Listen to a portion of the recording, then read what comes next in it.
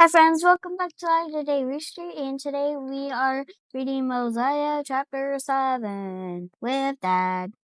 Mosiah chapter 7, huh? Yeah. All right. Who's going to read first? Again. All right. Mosiah chapter 7. And now it came to pass that after King Mosiah had continual peace for the space of 3 years, he was desirous to know concerning the people who went up to dwell in the land of Lehi Nephi, or in the city of Lehi Nephi. For his people had heard nothing from them from the time that they had left the land of Zarahemla. Therefore they worried him with their teasings. And it came to pass that King Mosiah granted that 16 of their strong men might go up to the land of Lehi Nephi to inquire concerning their brethren. And it came to pass that on the morrow they started to go up, having with them Ammon, he being a strong and mighty man, and a descendant of Zarahemla, and he was also their leader. And now they knew not the course that they should travel in the wilderness, to go up to the land of Lehi Nephi. Therefore they wandered many days in the wilderness. Even 40 days did they wander. And when they had wandered for 40 days, they came to a hill which is north of the land of Shalom. And there they pitched their tents. And Ammon took 3 of his brethren, and their names were Amaleki, Elam, and him. And they went down into the land of Nephi. And behold, they met the king of the people, who were the land of Nephi and the land of Shalom, and they were surrounded by the king's guard, and were taken and were bound and were committed to prison. And it came to pass that when they had in prison 2 days, they were again brought before the king, and their hands were loosed, and the bands were loosed, and they stood before the king and permitted. Yep. Rather commanded that they should answer their questions, which he should ask to them. And he said unto them, Behold, I am son of Noah, who was the son of Zenith, who came up out of the land of Zarahemla to inherit this land, which was the land of our fathers, who made the king by the voices of the people. Good job. And now I desire to know the cause whereby ye were so bold as to come near the walls of the city, when I myself was with my guards without the gate. And now for this cause have I suffered that ye should be preserved, that I might inquire of you, or else I should have caused that my guards should have put you to death. Ye are permitted to speak. And now, when Ammon saw that he was permitted to speak, he went forth and bowed himself before the king. And raising again, he said, O king, I am very thankful before God this day that I am yet alive and am permitted to speak.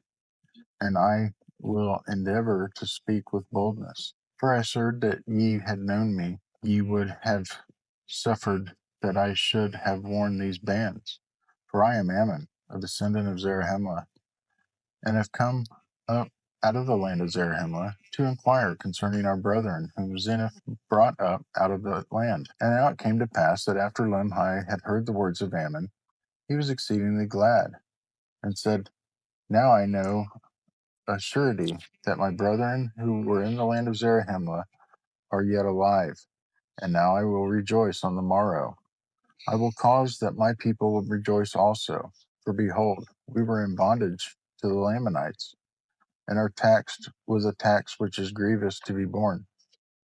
And now, behold, our brethren will deliver us out of the bondage, or out of the hands of the Lamanites, and we will be their slaves. For it is better that we be slaves to the Nephites than to pay tribute to a king of the Lamanites.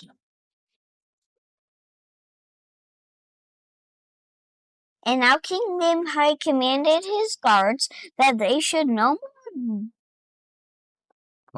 find Ammon nor his brethren, that caused that they should go to the hill which was north of Shittim, and bring their brethren into the city, that thereby they might eat and drink, and they rest themselves from the labors of their journey, for they had suffered many things. They had suffered hunger, thirst, and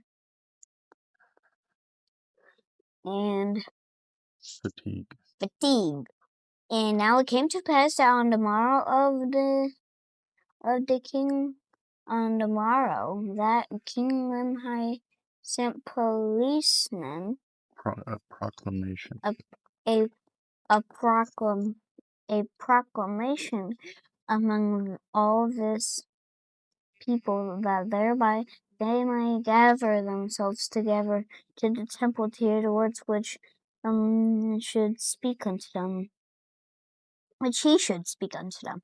And it came to pass that when they had gathered themselves together, and that he spake unto them in this wise, saying, O ye people, lift up your heads and be comforted, for behold, the time is at hand, or is not far distant, when we shall no longer be in subjection to our enemies. Notwithstanding our many strugglings, which have been in vain, yet I trust the remnants and effectual struggle to be made. Good job. Therefore lift up your heads and rejoice, and put your trust in God, and a God who was the God of Abraham and Isaac and Jacob, and also that God who brought the children of Israel out of the land of Egypt, and caused that they should walk through the Red Sea on dry ground, and fed them with manna, that they might not perish in the wilderness. And many more things did he do for them. And again, that same God has brought our fathers out of the land of Jerusalem, and has kept and preserved his people even until now. And behold, it is because of our iniquities and abominations that he hath brought us into bondage. And yet we are all witness to this day that Zeniff, who was made king over this people, had been overzealous to inherit the land of his fathers. Therefore, being deceived by the cunning and craftiness of King Laman, who had entered into a treaty with King Zeniff, and having yielded up into the hands of the possessions of a part of the land, or even the city of Lehi Nephi, and the city of Shalom, and the land round about. And all this he did for the sole purpose of bringing this people into subjugation or unto bondage. And behold, we at this time do pay tribute to the king of the Lamanites, to the amount of one half of our corn and our barley, and even our grain, of every kind, and one half of the increase of our flocks and our herds, and even one half of all we possess. The king of the Lamanites doth exact of us, or our lives. And now, is not this grievous to be borne? And this is our affliction great? Now behold, how great a reason we have to mourn. Yea, I say unto you, great are the reasons which we have to mourn. For behold, how many of our brethren have been slain, and their blood has been spit in vain, and because of iniquity. For if this people had not fallen into transgression, the Lord would have not suffered that this great evil should come upon them. But behold, they would not hearken unto his words. But there arose contentions among them, even so much that they did shed blood among themselves.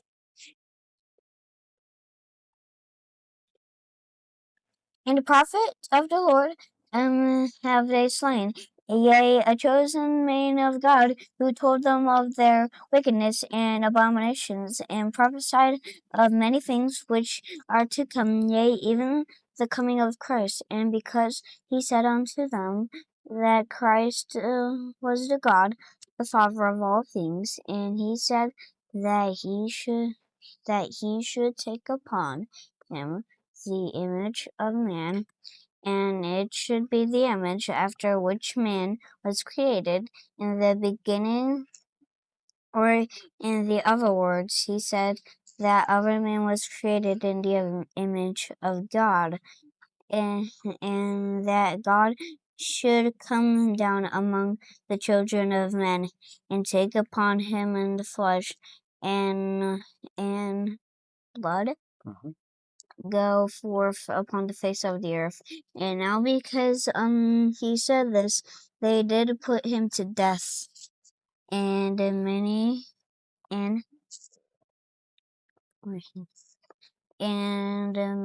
more things which did they do, which were brought down to the wrath of God upon them. Therefore we wonder if were they in bondage. And they were smitten with sore afflictions. For behold, the Lord hath said, I will not succor my people in the day of their transgressions, but I will hedge up their ways, that they prosper not, and their doings shall be as stumbling blocks before them. And again he saith, If my people shall sow filthiness, they shall reap the chaff thereof in the whirlwind, and the effect thereof is poison.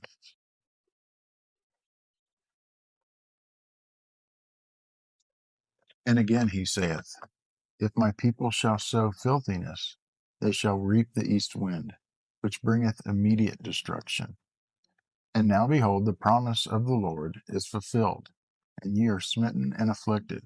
But if ye will turn to the Lord with full purpose of heart, and put your trust in him, and serve him with all diligence of mind, if ye do this, he will, according to his own will and pleasure, deliver you out of bondage. And Mosiah chapter 7. Good job. Yep. Level up, level up.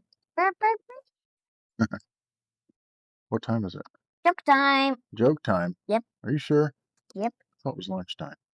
No, you missed lunch. We had grilled cheese sandwiches. You had grilled cheese without me? Yeah. What was I doing? I think you were out there mowing or sleeping. Oh. But out of all you, I'm guessing you were probably out there mowing. Who's going first?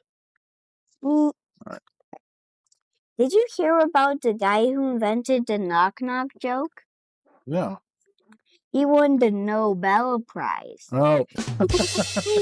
Get it? Since like you knock on the door instead of ringing the doorbell, so you don't ring the doorbell. Yep. That's funny. Yeah. Anyway. All right, I got one for you. Okay. How do you make a Kleenex dance? You put a little boogie in it. Yep. That's my favorite. Yeah. Yeah. Cool. Good episode today, bud. Yeah. I'll see you next time on Latter-day Rooster.